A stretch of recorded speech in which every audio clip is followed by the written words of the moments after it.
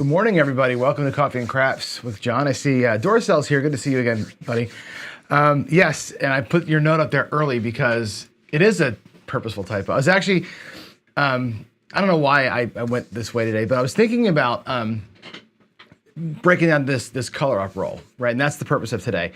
And I've done this before, did with the Hawaiians one time, and it's fun to kind of like play the same roles against like 4 different strategies and see kind of how they compare to one another. And it got me into thinking what I said yesterday, which is, comparison is the thief of joy.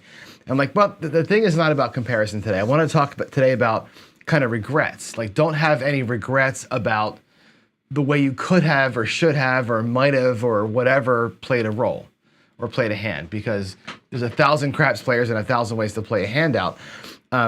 And I think that makes the game fun. And of course, I was looking for like a cool title, and I thought, oh, I'll do that tattoo thing, where I of course got in a rabbit hole looking at tattoo fails, which if you're in for a laugh, go search tattoo fails on Google and look at all the pictures of people who get tattoos that say like no regrets, or like there's some really funny misspellings of people's tattoos.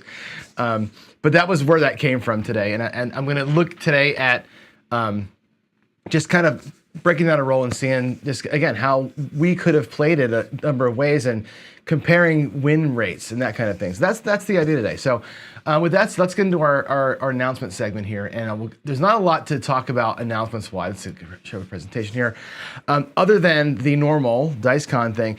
And I want to make another comment about the DiceCon because Jeremy let it go yesterday. There's 30 people for sure registered and paid that are going. And again, paid is $32. It's literally a 32 across bet to get over there, besides your flight and all that kind of stuff.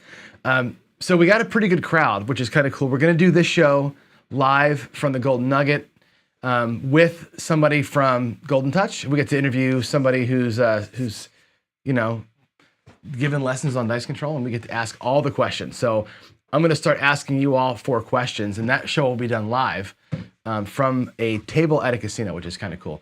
But beyond that, and the Color Up Club, we're wrapping up our current tournament. That's been kind of a drag for some reason over the winter, but we're almost done with the tourney, which means we're going to start a new tournament up. And last time we had, I want to say 70-something people in the tournament, which was cool because tournament play is fast and furious. They do it with, they do it like we're going to do.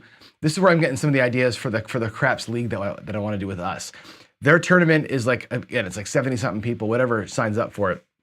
But it's 20 rolls, and then they secret roll the dice for an extra, like, whatever the dice are, 6, 7, 8, 9, 10, whatever rolls. And so you don't know when it's going to end. You get a limited bankroll, and it's just, you're going all in for 20 rolls. And it's fun to watch these, like, completely crazy strategies play out because you've got a very short window of time to make it work. And it's interesting when I watch those games, and they're always live, and you can watch them. It's fun to watch those guys play because you don't see a whole lot of passivity when they're playing. I've won a couple of matches where I've gone up big early. I've had some really good early runs and just kind of coasted. And like, okay, at roll 14, I'm up on my opponent by like $500, and then I try and coast in and just do $5 pass line bets for the next whatever rolls. And I've gotten beat once by doing that, believe it or not. It's super fun. They're really fun. You see a lot of interesting strategies, and you see a lot of people win a lot of money in these things because their strategies are so aggressively different. It's cool. Anyway, so that's a reason to join the club. Again, it's $5 a month to join the club. 100% worth the money. So do that, support Jeremy, and come hang out with me and a bunch of others. I know On Point's over there. I know Jeff's there. A lot of us are hanging out there. So go ahead and do that. It's great. And of course, join my Discord. Join the Casino Gaming TV Discord. Looking forward to talking to you all offline. This is cool, but this is me talking, and this is you typing, and it takes 30 seconds for me to see what you type. So it's not always real time. The chats aren't always valuable to me in real time. As we all know, it's hard to kind of keep track of things in here. But that's real time. That's just chat, and we're actually having a conversation. So join the Discord. It's fun to just sit here and BS with you guys throughout the day. I think it's kind of cool, talking strategies and that kind of stuff. So with that said, I'm going to run through a couple of chat messages because I see some here that look interesting to me. And I'm going to go to this first because Dr. S says, thanks for whoever told me that win craps. you got to go to get Win. If you don't have WinCraps, everybody get WinCraps. There's a lot to this program.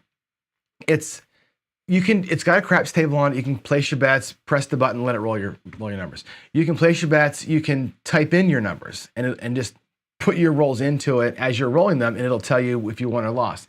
If you don't got a table, great way to go. It's $14. It isn't like Steen is trying to make a fortune on this thing. It's $14. It's got so many features in it. Vince will tell you how many features this program has. If you're a coder like me, you can actually code it out and play your strategies in automation mode. I will do some shows. I keep promising to do it. I have to find time. I'll get some shows out here where I'm going to program WinCraps a little bit. because I've got some new strategies that I've been working on that I haven't yet put in. So I may just put me on camera hacking away trying to get it to work. So there's some weirdness to how you program in WinCraps. But once you get it, man, it is a great, great, great program. You can just set it to run like I do all the time. I'll set it to run. Matter of fact, I've got a trial that I'm going to run this weekend where I'm going to run come bets. And what I'm going to try and determine is not so much the win rate of a come bet itself, but the win rate of each number. So in other words, if you have a bet in the come and it goes to the 4, how many times does a come bet to the 4 pay? And I want to get an actual set of win rates on each number in the come as they come through, because there's a difference. We all know that there's like the 4 beating the 7 is like a 33% chance. The 4 beating the 7 twice is 11%. Does that hold true in the course of a roll when the sequences are different? I want to see that. So I'm going to run like 1 million rolls over the weekend and do that kind of stuff. I think it'll be fun for you all to watch. Maybe, I don't know, if you want to watch me write code, you can watch me write code and it'll be kind of cool. So we'll do a little bit of that. So, but yeah, Dr. S, you may never fall asleep again because WinCraps is addicting. Once you get into writing the code for it, and Vince will tell you, it's addicting. It's so much fun. And to learn the code, go to Steen's website. There's a WinCraps YouTube channel where Steen goes through and shows you some basic strategies, but how to code the basic stuff. And I'll give you this piece of advice. Yeah, Vince says the same thing right here. The way that you code it, and this is my advice to you. When you write a WinCraps script, I wonder if I even have one I can show you real quick, because it is interesting, and I got hung up on this when I first came into this thing. It did hang me up a little bit. So I'm going to go and let me just find a WinCraps script for you real quick and show you what I mean by this. So if I go to here, Craps resources, WinCraps, I'll just pick up like the Butterberg system. All right, here we go. I think it's a big one. Yeah, it is. Wow. All right, let's put that over here. And I'm going to do a little screen share, I think. Screen share window 2. All right, let's put that up and we'll zoom in the font a little bit. So the way that WinCraps scripting works is, and this is, again, he wrote this one with me. And basically you set some variables, but really what's happening is you can ignore all this junk at the top. Really what's important is kind of when you get into the roles, this script runs every time the dice are done rolling, then it runs the script. And it's basically like a decision tree after the dice are rolled. So if the 7 out, change your variables, make new bets. Otherwise, if the dice total 4, 5, 6, 7, 8, in other words, a box number, and the last roll was not a come out roll, then you can do this other thing. And it's really very simple in terms of just, it goes top down.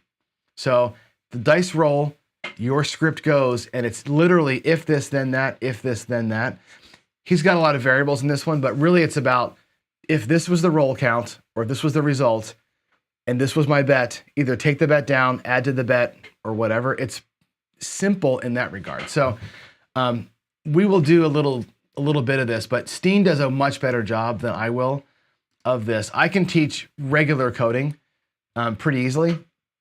The WinCraps coding for me is a little bit slower as I go because I don't know all the variables. I don't know all the conditions that he's got built into the program, and there's a lot to it. But what a great use of $14. Honestly, it's so good. Well, let's get him over here. He's in here sometimes, for sure. And maybe what we do is maybe what would be fun is actually if he and I did like a pair programming session, and do that, because there's because so many side business to make money for it. Sure. Anyway, there's that. It's such a great program.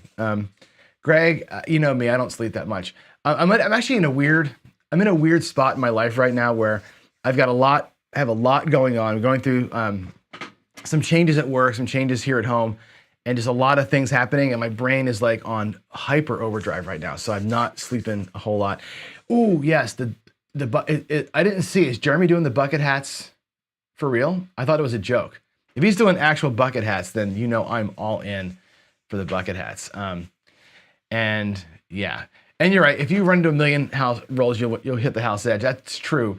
And here's the thing, Greg. The house edge and the probability chart are interesting. I'm going to do a trial one of these days where I roll it out, kind of, we'll take a look at the trends and stuff. You're right. It takes a bunch of rolls, right? Thousands, 10,000 rolls probably is where you start seeing it actually kind of even out. And one of our subscribers, PJ, had said this to me a long time ago because he got mad at me for something else. And we were kind of arguing about the house edge and when things level out. And I kept saying, it takes thousands of rolls for it to level out. And I'm like, but you're only there at the casino for hundreds of rolls. You're there for a couple of hundred rolls, in an hour or two, whatever it is. And he says to me, you're right about that, but, and the big but is this, if you go to the casino 100 times in your life and you have 150 or 200 rolls each time, you've experienced 2,000 rolls. So over the course of your lifetime at the casino, you will run into the house edge. And that's what he's saying. For a long-term better, don't be myopically looking at this little tiny bit, this little window that you're there. Your window is actually all of your visits combined. And you think of it that way, it's a little bit different for that for sure. So anyway, I don't know that it's something you can bet on, but it's something that you can be factually grounded in. Does that make sense? I'm seeing some chats here about, will I do video of DiceCon? Somebody asked me to record it. We'll definitely record the show. I mean, the show that I'm going to record, the live coffee and craps, I will record. If you want, and you can give me thumbs ups right now or thumbs downs in the chats right at this minute, because it's on our mind. Do you want me to film like Ken did? You want me to grab my phone and like run around town doing selfies and like kind of, hey, here's what we're seeing. That kind of, I can do that stuff if you want. If it's interesting to film kind of the stuff. We're trying to get permission to film in one of the casinos. We have one of our club members at Color Up has a host. I guess the guy's kind of a big roller. He's got a host that he's going to work with and try and get us. He got us access for the table for the show. He's trying to get us some recording access too. It's not easy to get recording access at these places. So we have friends who have recorded around town before. We're going to try and talk to them about what do we have to do it and see if we can't get a couple of tables. That'd be really cool to do that. It's the kind of thing where if you're bringing 30 people in to one casino and we can time it and say, look, the convention's going to be kind of all over town, but from 2 to 4, everybody go to the Fremont. And the Fremont can block those tables off for 30 people. They'll be happy to have our action, and maybe we can throw up a couple of cameras. That'd be really, really awesome. So I will do some filming as we go. All right, last announcement is this. I want to send a thank you out to, I'm not gonna give the guy's name, but one of our subscribers and a good friend here sent me some coffee from Minnesota. This is called Peace Coffee from the state of Minnesota. It's local, homegrown, Twin Cities made coffee, organic, super dark roast, and a mug. So my new coffee and crafts mug for the next few days, the Peace Coffee mug right there. So that is a pretty cool little surprise that came in the mail yesterday. So I wanted to make sure I thank you in person. You know who you are. Very, very cool if you did that for me. I super appreciate that. Yeah, Dorcel, I don't know what Jeremy's got planned for that. He keeps things kind of close. I know he's doing a lot of work right now with the casino in Reno. He's announced that already, that he's working with the GSR in Reno to do some exclusive content there. I don't know if his contract with them actually precludes him from doing content in Vegas. It may. I have no idea. But the only thing we know we're going to do is the one Coffee and Craps episode in the morning.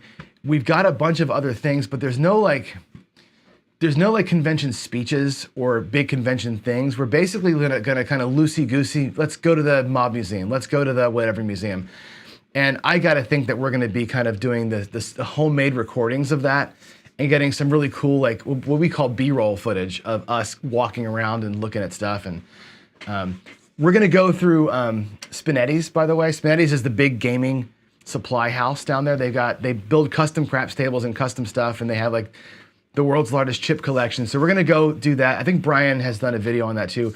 I'm gonna go down there and pick up my Lammers and my chips because I got custom stuff made that I'm picking up in person, so that'll be kind of cool too. So, all right, there it is. That's the, I was gonna make a 2-second announcement. It turned into 15 minutes, but it's good to just BS with you guys again. All right, let's talk about today's content. Yesterday I gave you this big old speech, right, about shame and all that kind of stuff. Today I want to talk about regret a little bit. And again, I'm not trying to give you all a sermon or anything like that, but I do want to give you one platitude.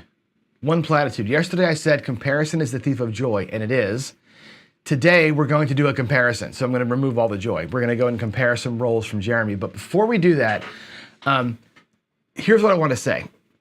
I'll give you like a 2-second thing here. When you compare roles, when you are at a table, and I have done this, I know you've all done this.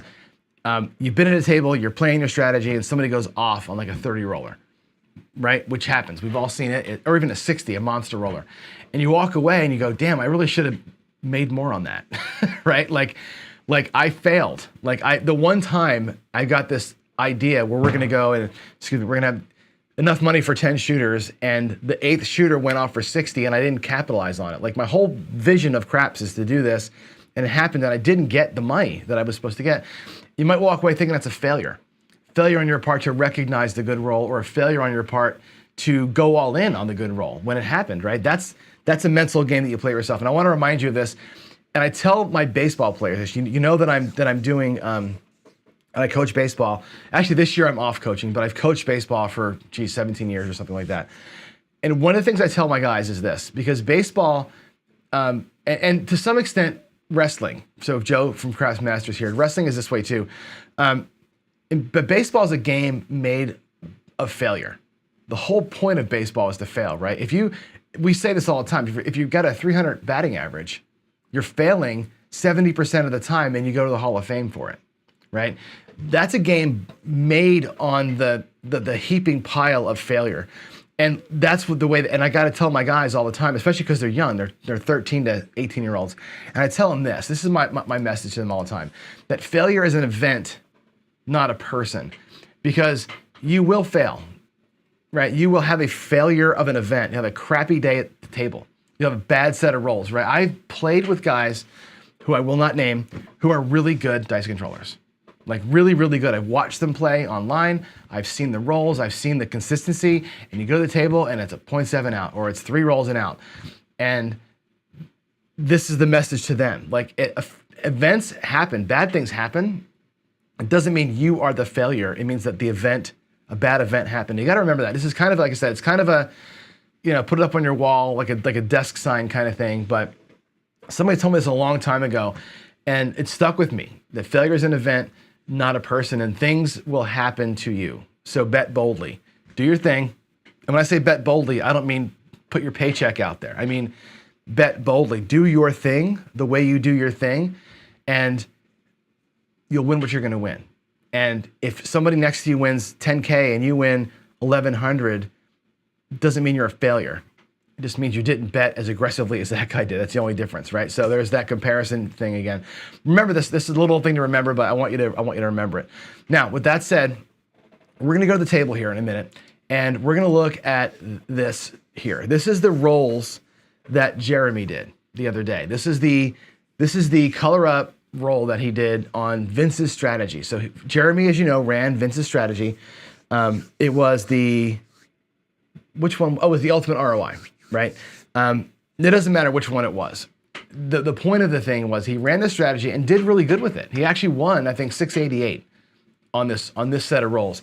And when you look at Jeremy's thing, let me go ahead and expand this out. Can I make this bigger? Oh, I can't make it bigger, darn it. I'm in a presentation here, I can't. Get out of here. I don't think I can make that bigger. But if you look over here on the right-hand side, if you can see it on your phones, there's this long-ass roll. It's like 20 whatever shots that it is, right? And it looks great. It's like, man, this is a long roll. But then you break it down and look at it. If you look at it linearly, or not non-linearly, you look at it sequentially, what actually happened in the roll. And I want you to put yourself in this place, because your strategy may have won pretty good, but there's a couple of gotchas in here that I want to highlight, and I call these out when I broke down Marlene's roll from Hawaiian Crap Shooters. Hopefully you can see if I circle something. Can we see if I circle something? Let's see. Let me get to my, hang on. There we go. Nope. Hold on. Oh, this black ink, that's why. Let's do this. Can you see that circle? Yes, you can. All right, let's delete that. Here's what I want you to look at. So first of all, crap roll. Second of all, crap roll. If you're placing the box, if you're doing the skill 66, let's say the skill 66, right? You lose 66 bucks. You're minus 66. Here, you're minus 67 because you would have actually added your dollar on that one, right? So right here, you're boom, you're done, right? The second roll comes, and let's say that you're going to be, again, an inside better, okay? And here's the thing that I want you to think about. When you look at a roll that's super long like this, it's the timing of the events that I think are important, right? Here is, you got 1, 2, 3, 4 eights, which is fantastic, right? You got 1, 2, 3, 4 tens, which is amazing. And you've got 1, 2 fours, and between the fours and the tens, you have 4 tens, 2 fours, and you have 1, 2, only really 2 7-outs in that whole bit. So you have 6 tens and fours versus 2 sevens. If you count the last 2 come out sevens, if you're working on the come out, you're still 6 to 4 over the 7 with the 4s and 10s. That's fantastic, right? You got a couple of hard ways in here that are pretty cool, but think about this part of it. When can you collect? If you're a press type of better, when can you collect? Here's the weirdness, right? This right here is a point winner, which you may have pressed up on, right? But really this first 8, you're not collecting on that one. If you're a place better, you don't collect on the first 8. You only maybe collect here, and you maybe collect on the second 8, maybe on that third 8. So out of 4 8s, 3 of them happened at a time when you could have pressed them. And in this great roll, and that's an amazing roll right there. It's a really above average roll. If you're press the 8, press the 8, press the 8, like trying to get your 8 to 90, go from 25 or 30 bucks on the 8 to 60 to 90, and now I'm gonna get a black, you never got your black chip. You never get your black chip if you're doing that. That's an important thing to look at on a great roll, is how often do the numbers you're playing on come out, right? And when they come out. Here again, look at the 4. The first 4 that comes, you don't get to collect on that. The first 10 that comes, you don't get to collect on that one either, because these are come out numbers, right? They're come out numbers. And because you're a place better, right? And even if you're a come better, take the pass line out of it, you don't get to collect on the first 10. You might press on the second 10. You might do a same bet and get some money back here. On this 4, you only get to collect when it comes home. And that's it.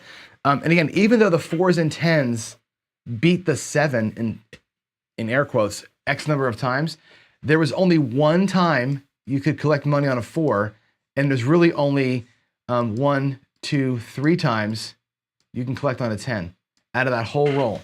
And that's interesting to me. So it looks like you could have crushed this thing.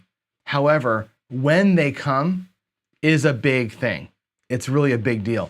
Now, in looking at this, when I see the repeats in here, again, knowing it, again, hindsight being 20/20, as a come better, right? Let's look at it, and I'll roll it out here, or I'll put them on the screen there, right? But the pass line better wins here. Whoop, sorry. Let's go back a screen. Lost my thing. The pass line better wins on this one, on this one, this one, and this one. So pass line with odds does great. Pass line actually wins on here and here too. The pass line player in this particular roll set would have crushed it because all those point winners that were made. But the come better doesn't do all that great. If you look at kind of the sequence of things, they'll make money in here. This is a come bet that'll pay, but this come bet, and this come bet do not pay. Okay, this come bet pays way out here, maybe. This come bet here might pay here, maybe. If this was a come bet, it probably pays there, which means this one doesn't pay before this thing ends. It's very interesting to look at the order in which your things would have happened as you break a roll down. So what I want you to do is I know that a lot of you all play along with myself and Jeff and Jeremy and others as we're rolling things out.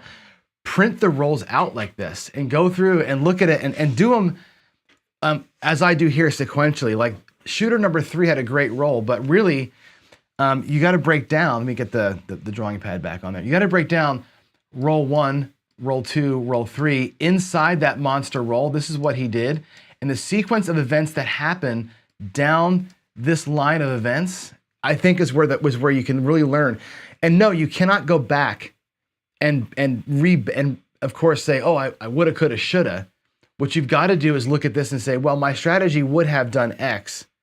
My other strategy would have done Y. Neither one of them made as much money as they could. And this is a pretty typical roll, right? A guy sets a point, rolls a number, makes the point. Quick repeater, sets a point, makes a bunch of rolls, makes his number. That's a great set of outcomes. If you're not making good money on this, then your strategy's got a hole in it. And not a hole in terms of loss. It's a hole in terms of it's not really capitalizing on the events. And frankly, the events here aren't that many. It's a good roll, but how many times could you have pressed your 6? You could have pressed it once here, collected on that press once here, if you ever collected on it, right? 6 goes from, 12 to 24. You might get a $27 or a $20 collection here, or you might have pressed it again and you're done, right? How often can you can you collect? I think that's a very important thing. How often can you collect on the rolls? And Vince, I'm sitting here today so I can kind of see some of the chats. You're saying some interesting things. No short-term just profits. You're saying there's no pressing, just investing and collecting. You know me, I've talked about this a lot. There are times where I press to the roof, right? If I get even in a hand, I might press to the roof. But more often than not, I'm a collect, up a unit, up a unit, up a unit. One thing I like that Vince does a lot now is this. Can I still draw? No. Let me get my drawing back. Vince is doing this thing, and I don't know what you're calling it, but I'm going to write this down. Use my pen here. You're doing this thing called the ceiling. So let's say you get your 8, and you have a $30 ceiling, and you press it to 30, or you get it to 30, take a hit, go back down to 12, get it to 30, go back down to 12, and you're kind of in this loop of not going to the roof, but you're in this collection to a point loop and then coming back around on some of your strats. I think that makes a lot of good sense. I like that idea because we want to always be collecting, but nobody really gives you the way to always be collecting. Sometimes it's a press by 1 and bring down. It's a pretty good strategy to do that, but I like going to a ceiling and then same betting and coming back. And that's where like my Tom Brady strategy is, right? When the GOAT that I showed you the other day, the 6 and the 8, I bring them up to 30 and then we just collect every time from there. So I usually either get from 18 to 30 in one hit and then it's just same bet all afternoon while we're rolling. And again, even here on that one, not a whole lot of collection chances, right? I get it to 30 here, I collect once, I collect twice on it, and that's it. So it does pay for itself, but not big time. So there's a kind of visual breakdown of the color up roll, and I hope that makes sense what I'm doing here. I think this approach to writing them down, again, in sequence as they happen, I think is a big help to me to see how I should have attacked it, but how what I have does attack it. I say, well, if I didn't make money, why didn't I make any money? Where should I have money? And how can I change my strategy to take better advantage of rolls like this, where we have a couple of short points, a long point, some come out 7s, and 2 really shitty starting points, right? So lose, how do we attack a better roll? And I think being visual about it and then, applying your brains to it, I think is pretty cool. So there's what I want to talk about today. So with that said, let's go to the table and let's do a couple of quick strategies, a couple of quick views at this thing. And I'm going to have to do this. I'm going to go to table zoom. Give me a second here. I'm going to actually try something with you. I don't know if this is going to work. Just give me a second here to do some coding live with you. I'm going to actually make a new scene here. Table zoom. All right, let's go back to here. I'm gonna go, just give me a second. I'm gonna go copy that roll count out. I'm gonna add that to here so we can see it. So let's add some text here. Whoa, that's huge. All right, there's the roll count. I just added it to the screen. Make it a little bit smaller, put it over here. Now the problem with this is that you're not gonna see the hard ways. So if I do some hard way betting, I want you to trust me that I've got the hard ways placed, even though you can't see them over here just because my screen is so small. I guess I could put it over on the left side. Let's put it over here. If I put it over here, it's gonna be tiny, but I want the rolls visible to you on screen so you can see them while I'm laying the bets out there. So let's get to where you can see the 4. There we go. All right, there they are. Sorry for the messiness in there, but let's go ahead and do that. And in the meantime, I'm gonna go ahead and get this going so I can see them in big screen size. And let's do it. Let's go to the table. I'll turn the light on over here.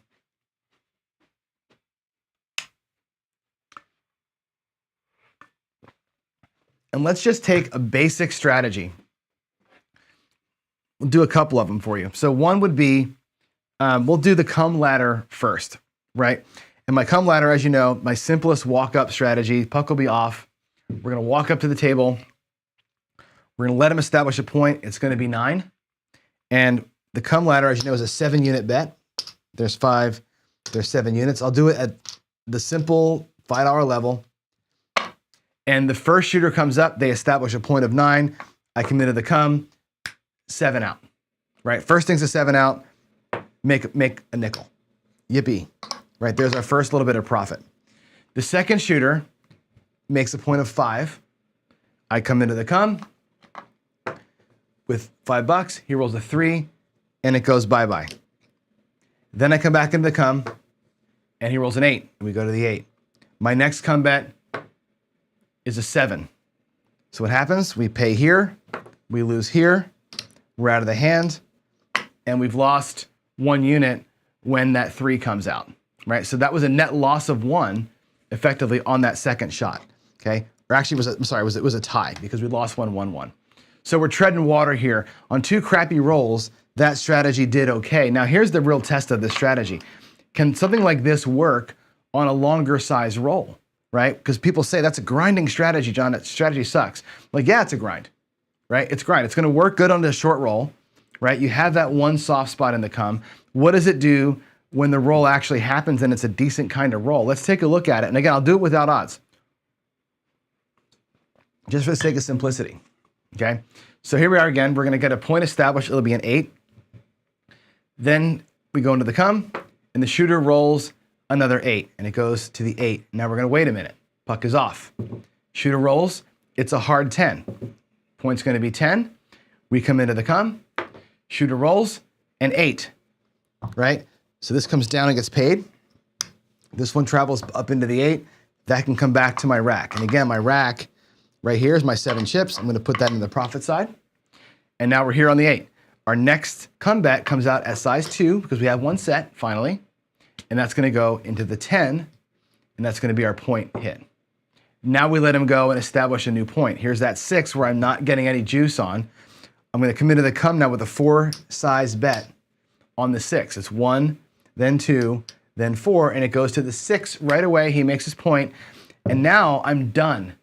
This strategy waits a minute, right? The thing about the come ladder is that you get 3 come bets set, and now you're a spectator for a while. So I watch.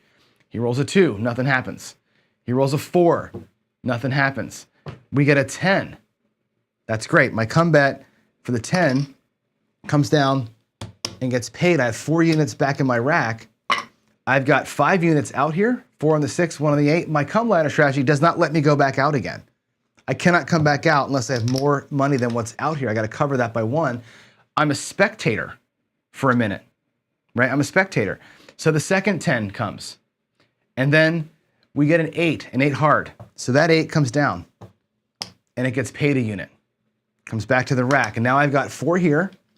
I'll put 5 units out there at risk. That 5 units goes to the 9. And then we get a 6 to roll. So my 6 comes down and it gets paid 4 units. That's a great result, right? We love that result. Come back to the rack, please. Next roll is going to be another come bet. And again, I have 5 out here. I come out with 6 units. You know, we keep growing the bet as we go, right? 6 units in the come. It goes to the 4. That's a huge bummer. Makes his point. I got all my money on the table. 3, 7, 7, 2, and I'm done, right? And on a great roll, boom, we're out. We actually lost a unit on that roll, right? And any come better would have been in the same position as that, right? We'll do a regular like 3-point molly type of thing, and you'll find that unless you're rolling the molly all the way through, you're not going to capitalize. Let me do the same roll with a 3-point molly or 3-point Johnny kind of a roller. So I'm going to go ahead and get more chips. Come ladder, fail. Failure is an option all the time, even on a really good strategy, on a really good roll. Isn't that interesting how that worked out? Here's $100. Okay, we'll put it in the back. $100 in the back of the rack. All right, I think you guys can't see the rack actually. Let's do that. All right, so now we're gonna do the same thing with a 3-point molly type of shot, and I'm gonna play this 3-point Johnny style. I'm not gonna do the pass line. And don't ask why, I just don't. I like to let the pass line do its thing. I tend to bypass it. I'll do it both ways so you can see the differences here when we get paid and when we don't get paid, but let's do it without the pass line first. And again, I'll do a come bet system, straight up 3 rolling come bets, okay? So again, the point gets established, it's a 9. 1 unit in the come, it gets paid because of that short roll. That comes back, this comes back. Next roll, establish a 5 into the come, that 3 loses. Come into the come again, it's gonna go to the 8. We're gonna go ahead and do max odds, right? Because we love our 8s. I can do $25 on a $5 bet. Boom, there's a quarter in odds. Next roll, 7. Bye-bye. $30 out of the door. And we won one time, $5. We lost $30 in the second one. Third shooter comes out. We get a point of 8 established. I come into the come with a chip. It travels to the 8. And again, we're gonna go ahead and go max odds because we can afford it. This is, yeah, goes to the 8. Now the shooter goes, boom, immediate 8 right back, which is fantastic, right? So that's gonna come out. We're gonna get paid 30 on the backside, 5 in the front. The puck is gonna be off. And we've actually recovered the loss that we had earlier, which is kind of nice. We did okay there. Now they come out to a 6. Or I'm sorry, this is the 10. We come out to the 10.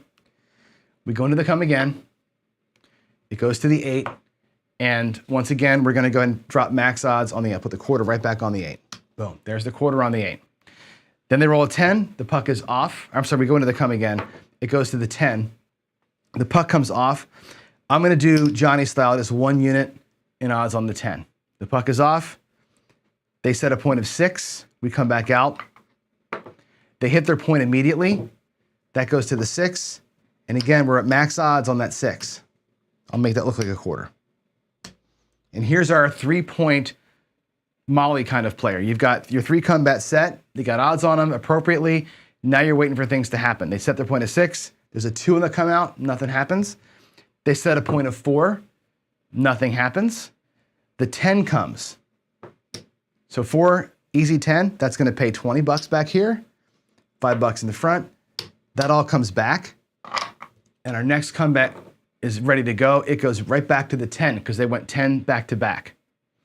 Next roll is going to be an 8, which comes down and is going to get $30 in the back, $5 in the front. That can all come back. Our next come bet now moves to the 9. Then our 6 pays. Again, 30 in the back, 5 in the front. Next come bet is working. That goes to the 4. They make their point, and then it's 3, 7, 2, 7, and all this goes away. Oh, sorry, these should have had odds on them. My bad. Single odds there, and 40 in odds. We'll do it with reds. 20, 40 in odds on the 9. Actually, I would do double odds on the 9. Like so. I would do 20 in odds on the 9.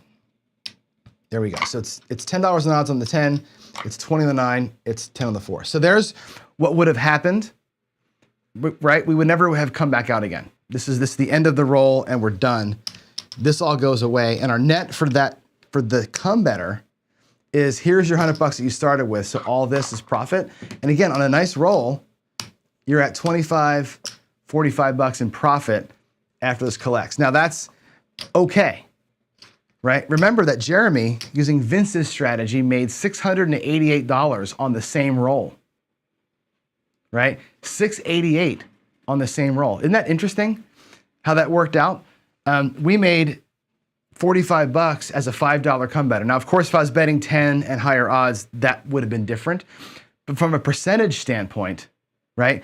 We bought in for 100 and we ended up profiting, let's see, we profited 45, so 45% isn't bad, okay, at the $5 level.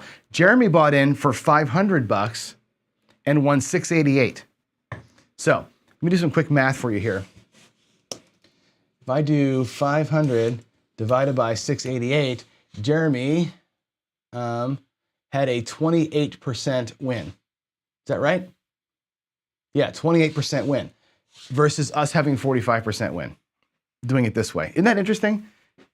I tell you all the time, it doesn't matter. The chips don't matter, right? The number of checks that you bring back to your rack does not matter. What matters, or I'm sorry, the number of dollars you bring back doesn't matter. It's what the chips represent. So 45 profit out of 100 is 45% profit. That's pretty damn good. It did better than Jeremy did. On the same exact roll, we did better. And even with that last loss, we did better than the place bet, pull, work the outsides kind of strategy. Just doing straight up normal betting, right? Interesting. I find, again, the percentages really matter to me. So, all right, let's roll the skill 66 out this time. So it's going to be, we're going to need, I'm going to take $300 here because, actually we'll take $200. Only because I know in advance how much we're going to lose.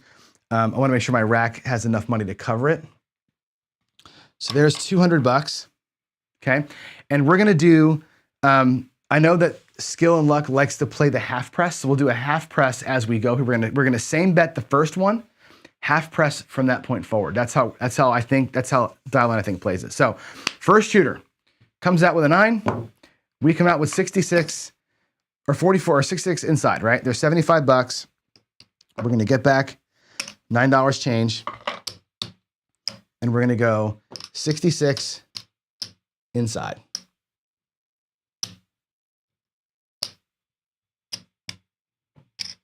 And there we go.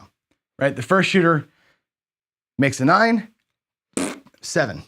And it all goes away. Down $66. The second shooter comes up. They establish a 5. We're going to drop again. We'll do 50. We have to do 75. $75 out. $9 back. And again, we'll go out with $66. There's 18, 15, 15, and 18. Okay, they get a 3. No harm, no foul. They get an 8. We drop $1 because that pays 21. We're going to say 22 pressure. Come inside. Press up to 88. And the 7 comes. And all of it goes away again. So now we're down on our luck a little bit. Puck is off. Next shooter comes up. They establish an 8. 66 inside. There's 50. So we'll take, I think I have enough money here. We may have to go to Vince's Loan Shark to get some money. We'll see. So I can do 15, 15, 15 and 1. There's 15. We are totally mortgaged. We have $1 left in our rack. We have exactly the buck that we need to make our press if it happens, right? Shooter rolls, set the 8, 66. They hit their 8. Puck goes off. We drop $1. And now the game is afoot, as they say. We're going to go 22 inside. That pays 21. We drop $1 to get our 22 pressure on the inside, if we can do it. Okay. Press those up. Bring these out. And now we're at where we want to be. We're at 24, we're at $88 inside. Now we just need a hit, okay? And again, here comes one of those non-productive rolls, right? Goes to a 10, we don't care, right? But the 8 gets to hit, which is fantastic, right? That's gonna pay, I'll pay it like this, 28 bucks for 24. We go down to 44 inside. Skill 66 brings us back to back earth. This shooter is covered. Of course, the other shooters are still in arrears, but we're gonna work our rack anyway. Put our ones over here, and we'll start trying to build ourselves back to the 200 bucks that we started with. We start with 200, we were down to $1, and now we gotta build ourselves back as we go. I'm gonna keep getting greens for these reds as we go, because I want you to see the rack grow back to where it needs to be. We're already back in the rack here with 65 bucks out of the 200. So we're working our way through it on that second hit of the 8. Now we get a 10, it doesn't matter, puck is off. They throw a 6. Again, we're not getting paid on that 6, but it sets the new point. And now our 6 can get paid on the second one. They hit the point right away. That's a $14 winner. And again, we're gonna go ahead and do same bet the first time on these numbers, and then we'll start half pressing from there. So we're gonna same bet the first time, bring back the whites, and the 6 now has been paid, and we're solid. Puck is off, they roll a 2. New point's gonna be 4, we don't care. They roll a 10, they roll a 10, we don't care. They roll an 8, which pays 14 bucks. We'll actually pay that 15 for 1 out of the rack. There's 1, 15, I'll bring that back. Now the 8 has been collected on. They've both been collected on one time. Now we get a 9, and again, the same thing. We'll do 15 for 1 on that 9 to come back to our rack. The 9's been collected on. They are all eligible to be pressed on now, right? The 6 comes after the 9. That's great. That pays 14 bucks. We're gonna go up 1 and pull. Press it by 1, so press it by 6 bucks and bring back the change to our rack. Then we get a 4, the puck is off, and then it's 3, 7, 2, 7, and we're done, right? What's in our rack? Start with 200. We got 50, 1, 10. There's 2, there's another 10 bucks. So there's 172 in the rack. Now, technically speaking, these aren't losses. There's another 50 bucks out here because the shooter didn't 7 out. We just stopped rolling. So there's technically speaking another 50 bucks out here. So you could say that you're at 150, 70, 178, 177, including what we pulled down from that, right? So you're actually down on that great roll with an inside maneuver. Think about that, right? It was the perfect roll, right? It was 20 something rolls. It's like 66 to 88 to 44 and boom, boom, boom, boom, boom. But it's not boom, boom, boom, boom because of when they come out. So the distribution didn't work out that way. And that time it ends up being a non-starter for us, which is, it's both sad and entertaining at the same time because I think it's important to see how the strategies play on the same thing. Now, if I'm skill and luck, what I'm doing here is this. I'm looking at that strategy and what adjustment do I make to that strategy?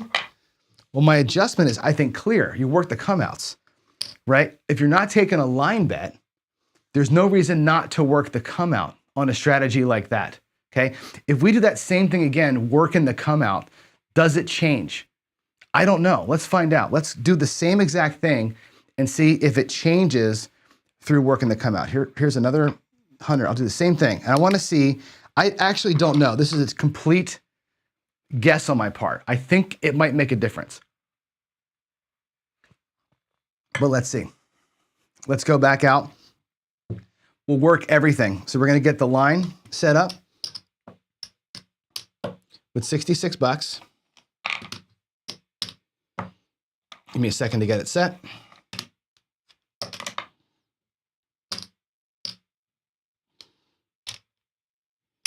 There's 66. All right, this comes back to the rack. All right, so if we're working the come-outs, we get a 9. And that pays 21. We drop our dollar right away and press this thing up. Right, we're gonna go to 66, right away. Oops, that goes here. And then we 7 out. Boom, goes away. Same as the first time. There's no difference there other than we lost an extra $1 on the first roll. Not the end of the world, okay? Now we're gonna work it again. We're gonna come back out again with $66. So 50, 65, 66. Let's get some good change here.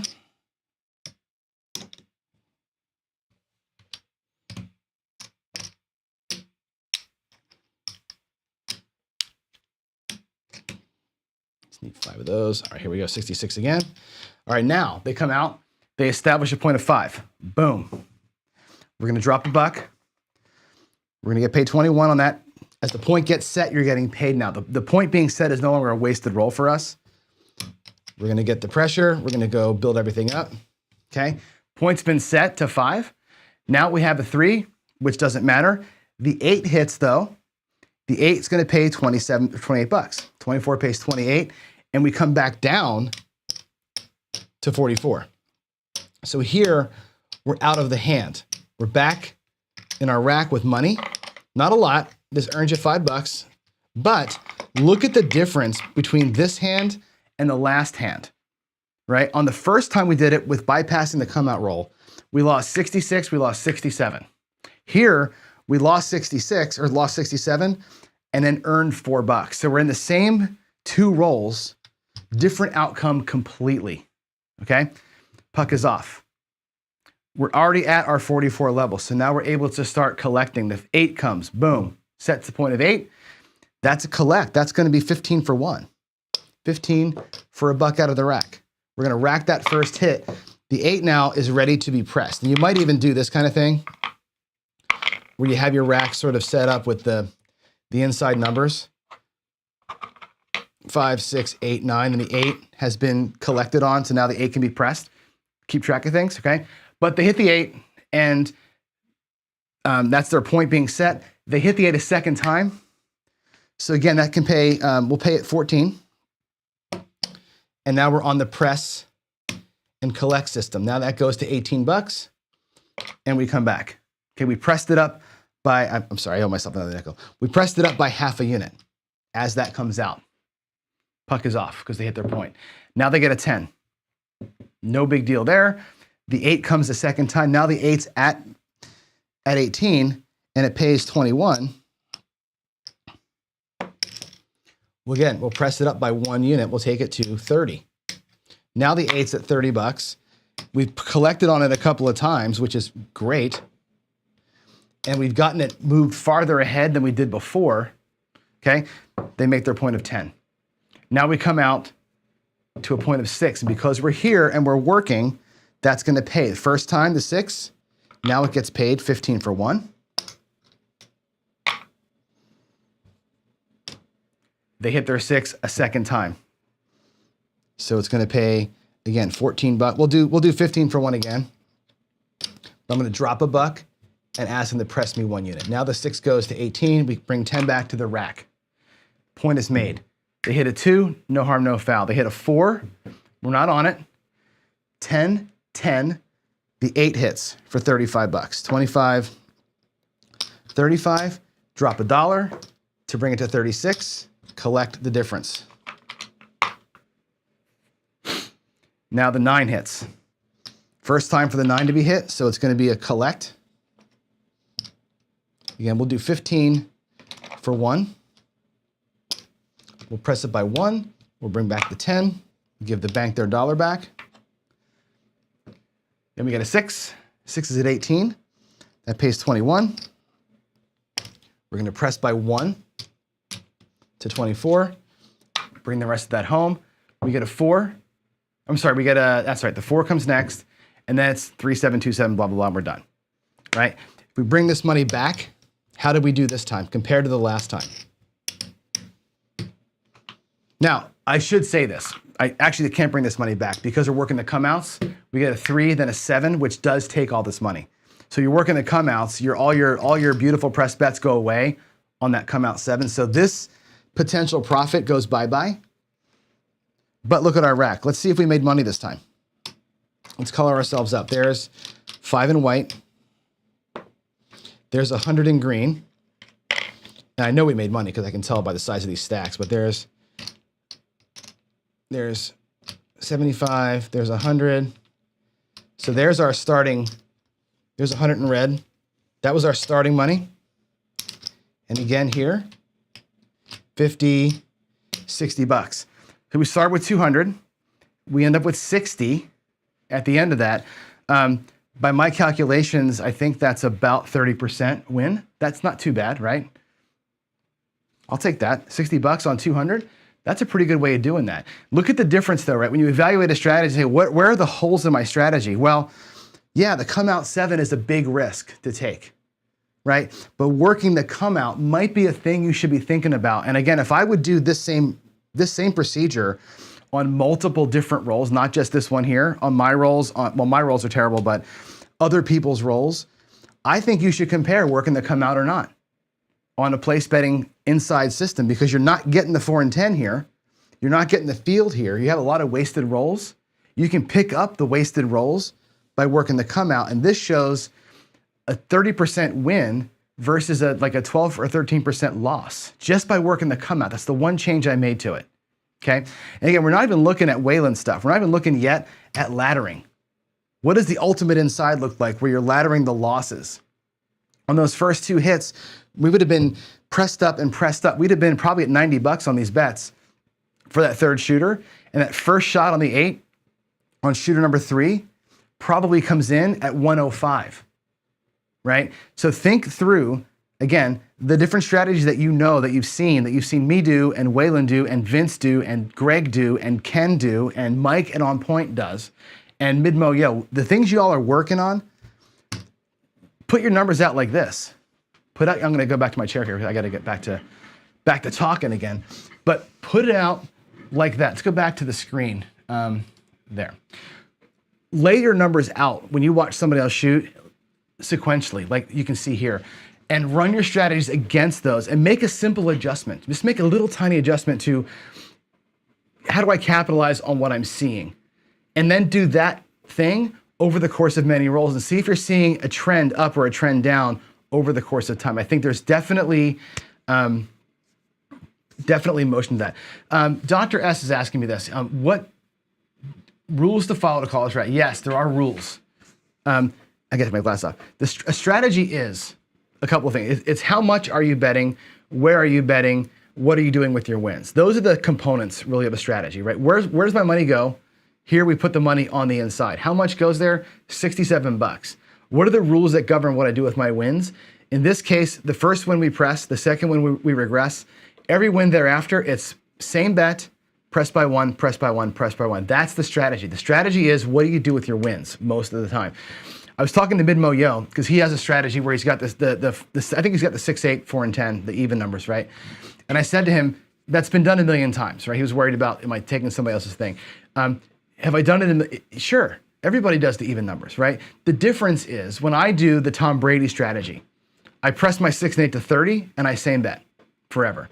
I get my hard ways pressed up to 50, my outsides pressed to 75, and I stay there forever, right? That's the way I do it, right? He's doing it with a much lower bet on the hard ways, right? He's differed the strategy. The what you play is the same, the how much you play is different, and how he handles wins are different. I think that's what makes a strategy to me is really the rules around how you handle your wins. And the rules that govern it. Like when I do the come ladder or the horseman, there are very strict rules that I follow at the base of those strategies, really strict rules at the baseline of those strategies that I follow. From there, I go into things like this. So I hope that kind of covers it. Boy, there's a lot of stuff in the chat here today. Let's see, the black, oh yeah, I'm just you're talking about other stuff. All right, cool. Let me just check to see if there's, oh, and Duracell makes a great point here. So Windcraft's a great tool to do this kind of comparison. I'm getting better at this. I've talked to Steen about it. The new version, by the way, and Vince, maybe you know when Steen's putting out the actual new version. There's a beta version out, Duracell, and everybody else should know this too. The beta version that comes out, that's out, you can do 8 shooters at a time, I think, right? I think the one I have, I can only do 4. my VM is down, so I can't get to WinCraps right now. So I can't test things out. I got to figure out what's going on with my cloud account. But you can do 8 at once, and you can do little variations like that, and really do these WinCraps is great for the side by sides. You get them coded in there. Those side by sides are really, really, really cool. And yeah. So let's see. What else? I'm just going to search for PC here, make sure I didn't miss anybody's things. That was Dr. S's question, and there's anything Q. No highlighted questions. So, all right, well, that's good. I think we covered it.